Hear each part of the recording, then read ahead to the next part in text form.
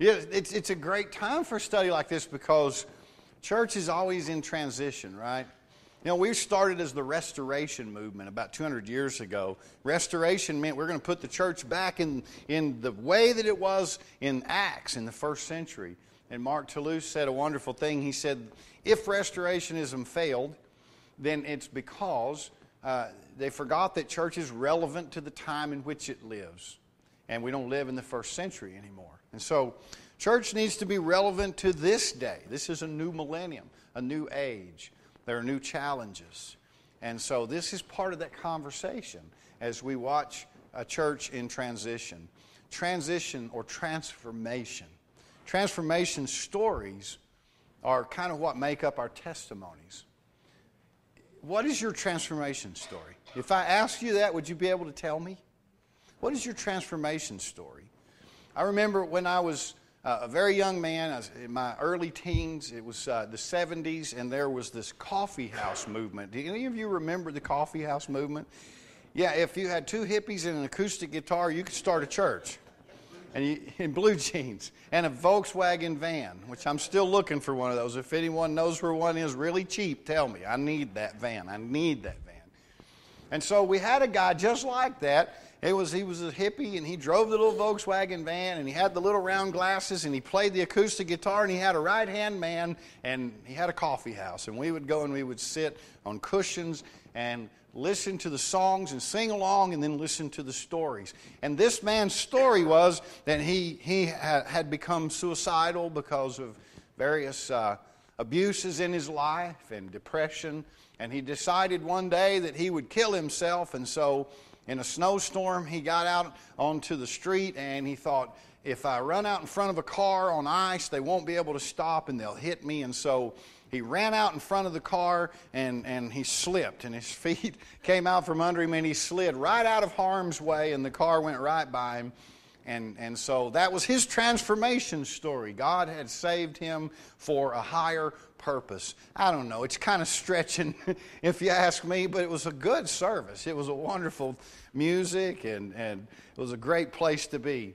But you know, I used to hear people say, I'm not a very good Christian because I don't have a story. I've never really done anything wrong. God didn't save my life from some disease or addiction.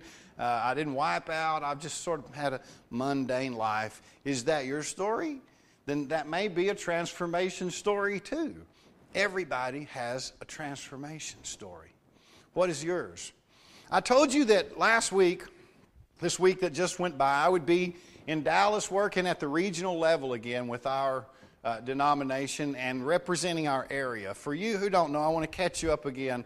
The central area of the Christian church, Disciples of Christ, is like from Midland to Stephenville, and from like Wichita Falls down to about Brady. There's a church down in Mason, one up in Vernon. There's some out on the boundaries like that.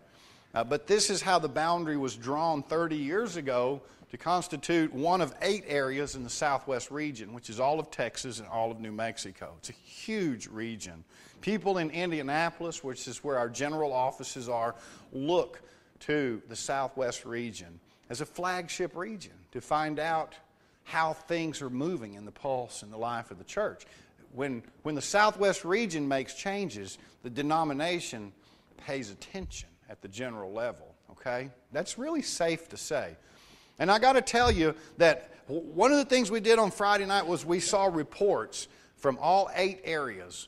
And it was exactly what we expected to see. They asked us to go back 5 years, and it was financial reports. I was ready to pull my hair out, but that's just me. These things are important.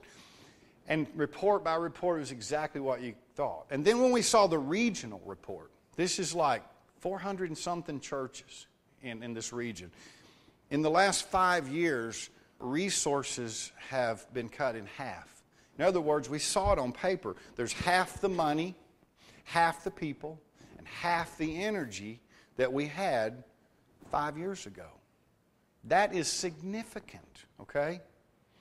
And it also sort of guided the rest of our conversations because we sure talked about money an awful lot and resources. And we had every conversation from we're losing to If you'll look here, we have so many resources in this region and in our areas, which is true. They're there. It's a different way of presenting and a different way of working together to make the picture look brighter. Then we asked for transformation stories. And they happened. We could hear stories told around the table because, in a meeting like this, you got to have a little bit of positive energy to pick you back up, right? So as we went around the table, people told their transformation stories. And we heard stories about how congregations worked together to open a weekend restaurant, and people gathered some 500 at a time to eat barbecue, and all of the money went to fund Samaritan ministries and aid relief to the poor. And we heard stories about gatherings where some 10,000 disciples were able to come together. And we heard stories about raising tens of thousands of dollars. Great big transformation stories. And you know what it reminded me of was an article that I got not long ago from, actually Scott Miller sent me this link. And so he'll be delighted that I'm using it today. It's called Cruise Ships, Sailboats, and Holy Dinghies. You know what a holy dinghy is? Holy dinghy is a little boat that's sinking, okay? Got holes in it. One of my friends calls the typical contemporary Christian church system the big ship. Okay? The contemporary movement is the big ship. They're strong and powerful, and they plow through the ocean with confidence. And they're dazzling, and they're entertaining. Do you know one of these? There are 2 or 3 of them. Tune in on TV. Who can't help but think of some popular preachers who have giant congregations, and they are dazzling and entertaining and exciting. Many of us have been on that ship in some way, shape, or form, and hanging out on the deck and enjoying the ride called church as we knew it. But over time, many of us have gone overboard. Some of us have even bailed out. For me, I've been holding on to a life preserver, but instead I started 6 years ago. I've been out in a ragged old dinghy rowing towards something new, bailing out water along the way. It's been a choppy ride, and our boat is full of holes. We don't have the rations we had hoped for. The waves keep coming up over the sides and slosh us around. But I'm not alone in it. I have some really awesome friends in this boat with me who are rowing and bailing just as hard. Sometimes it's rough out here, all this bobbing around. The big ships carry on without giving us the time of the day. Beautiful sailboats pass us by all the time. To me, these are the new church or new ministry startups who are fully funded by someone with deep pockets and have lots of people with margin. They give us a glance and carry on sure that if we were more capable people, we'd have a much better boat. But I'm more clear than ever. This holy beat-up dinghy is stronger than it looks. We heard transformation stories that were wonderful. Truly were transformation stories about tens of thousands of dollars, hundreds, even thousands of people. And I'm probably not going to get invited back, which is a good thing. I need to stay here. I'd just say that. I love the region. But when it came my turn, I'm the guy who goes to these great big assemblies and I stay a day, maybe 2, and then I'm like uncomfortable with the poshness and the expense of it. And so, remember, my son and I checked out of the Courtyard by Marriott, downtown Fort Worth, which is a great place to stay. You should take your wife, your husband, your children, or a friend and go there. I just couldn't make it through the whole assembly, so my son and I checked out. And we went to one of those nights in motels, Those are fancy enough. When it came my turn, I said, stories of transformation. I only know one. Is that as we have become less affluent, and as we have struggled harder, we have learned to read Scripture with new eyes again. And as we have become less affluent, and as we have struggled harder, we have learned to take better care of one another again. And as we have become less affluent and as we have struggled harder, we have learned to trust God in ways that we never had to trust God before. Not much of a transformation story. No one blew a trumpet. There wasn't a fanfare. No one got excited but me. And it was over as quick as I told the story. In the Scripture today, Paul points out to the church at Corinth what their context is. Some of you are Jews, he would say, and some of you who are Jews know that you have a history of great signs and wonders. Think about the Old Testament. Think about the story of the Jewish people. It's one grand miracle after another. It's God moving in giant ways in their family, one after another, parting seas, parting rivers, God appearing in flame and smoke and burning bushes, people being whisked off to heaven without dying in chariots of fire, great victories over mighty opponents. The Hebrew people have a great transformation story, and they look for signs of God's provision in great big miracles. And Paul would say to those of you who aren't Jews, you're Gentiles, you're part of the Greek world, you're thinkers. This is a time of philosophy, an age of philosophy, of great thinkers. And Paul would say, the Greeks don't look for signs, you Greeks look for logic and reason, and you want to think with God. And then Paul would say, but to both the Jew and the Gentile, the sign that God gives is Christ, the power of God, Christ, the power of God, and Christ, the wisdom of God. Not much of a sign. Not much of a sign. This is Messiah, a peasant, not a king, not a rich man, not a Pharisee, a rebellious Jew perhaps, a peasant who is not crowned the king at a great coronation service, but is crucified on a cross.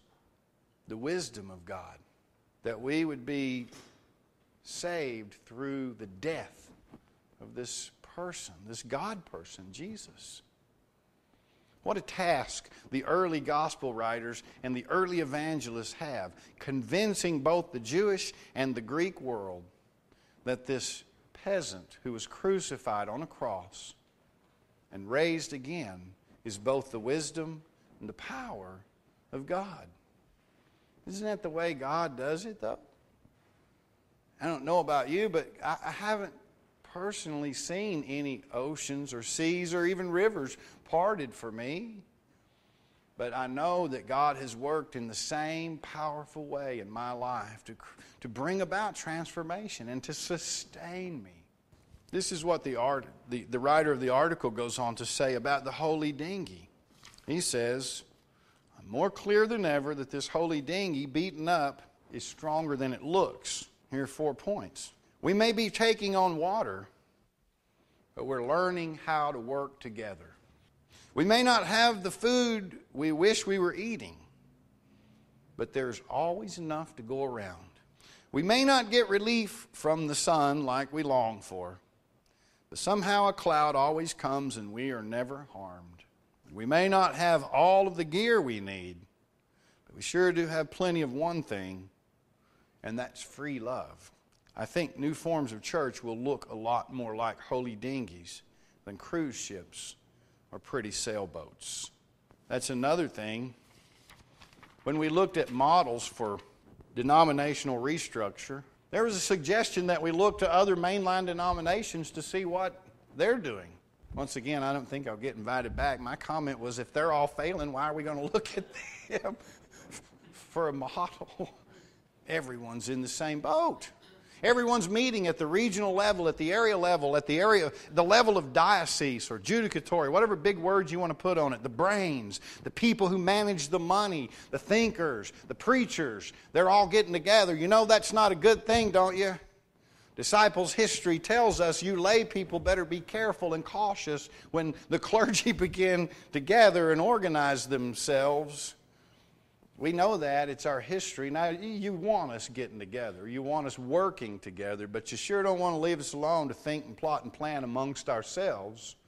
We'll spend every last penny of it, I promise you that, for good causes. We're just trying to be faithful to you. That's true. That's true.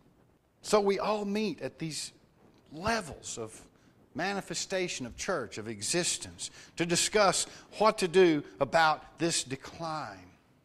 How to manage the decline. I heard that term.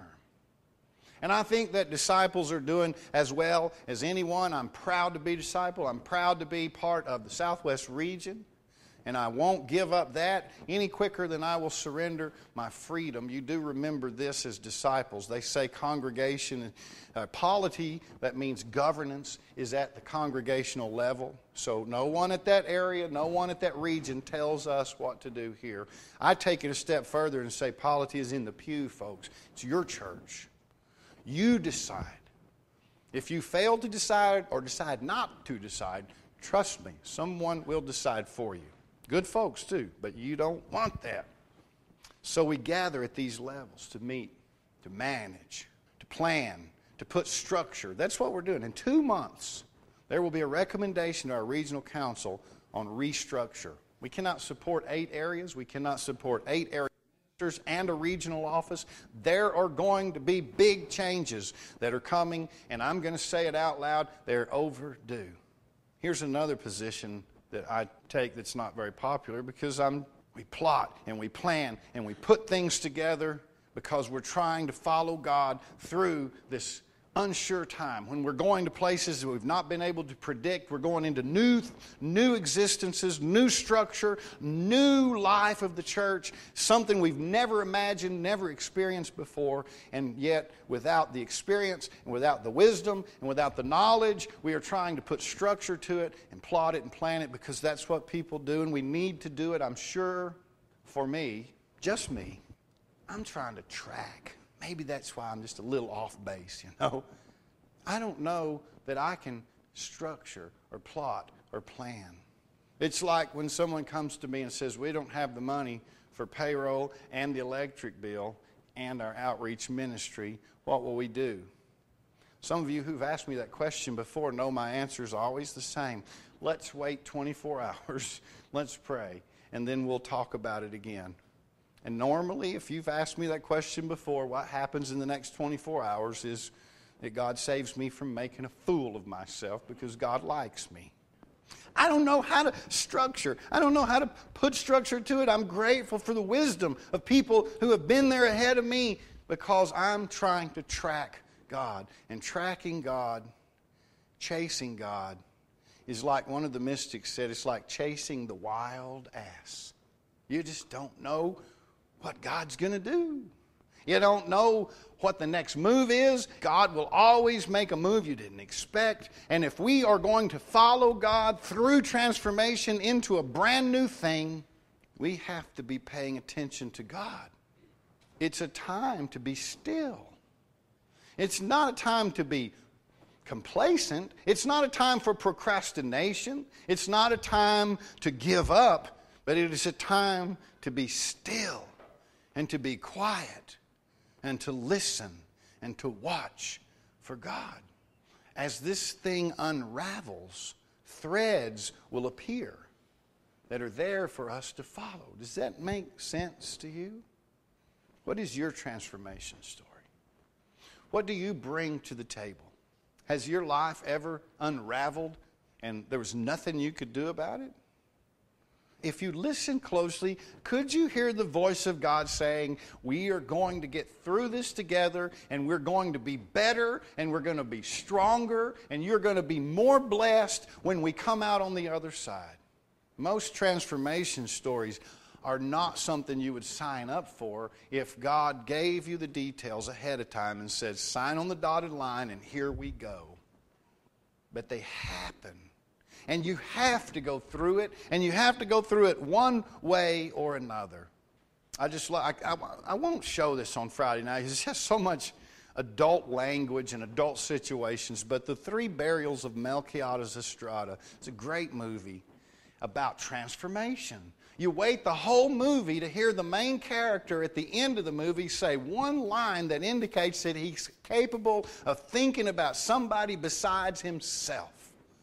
And part of the transformation is, as he is rattlesnake bitten and dying, he is lassoed by Tommy Lee Jones, and he ties the other end of the rope to the saddle horn on his horse, and he goads the horse, and into the Rio Grande River he goes.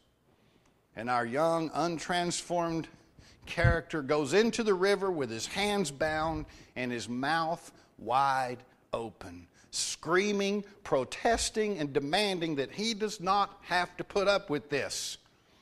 And all he gets for his protest is a mouth full of muddy water. We're going to go through these things, folks, in your life, in your family, in the life of our congregation, in the life of the greater church together. The choice is, will we go through it with our mouths wide open, screaming and protesting, or will we be still and move with God and watch for God to give us clues as to where we are going? It's a great time.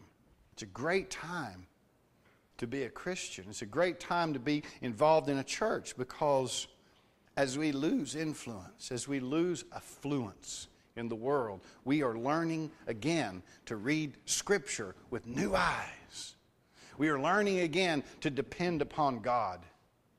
We are learning again to take better care of each other. We are learning how to bail water together. We are learning how to break a few fish and a few loaves and share those provisions. And we are learning that God is faithful and there is more than enough. What is your transformation story? It's my last thought.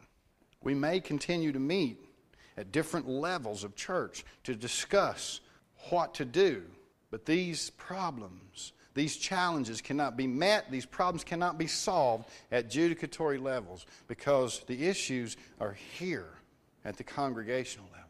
The issues are here in your seat, in your pew, in your life, in your home, in my home. The issue is a simple one. We don't have the resources because people aren't coming to church on Sunday anymore. Church members are not showing up regularly. New members are not joining. New Christians are not being made. The United States is a great mission field. Now people are from other countries sending missionaries here, from Russia, from China, even from Africa, coming to America to help Christianize the nation that was known as the Christian nation. These problems cannot be met at the judicatory level because they exist here at the congregational level. Do your friends know your transformation story? Can they see it in you? Do you know people who are hungry for something that's not necessarily big or rich or successful, but something that is, you ready for this word? Real. Something real. Is God real in your life? What is your transformation story? I'm going to challenge you to write it down between now and Advent, between now and Christmas. Write your story. Because as you begin to write, if you find that you don't know it, you need to make an appointment with your spiritual director. Some of you may have a spiritual director that you work with outside the congregation, and you know that's a wonderful thing. I support it. If you don't, guess who your spiritual director is. And don't call me on my cell phone when I'm leaving lunch and going by the hospital or somewhere to visit. Call here. Make an appointment. Keep it. Come and see your spiritual director. But folks, we have to know our story, and other people have to be able to read it on us, because sometimes we're the only Bible they read. What is your transformation story? May God get all the glory. Will you pray with me?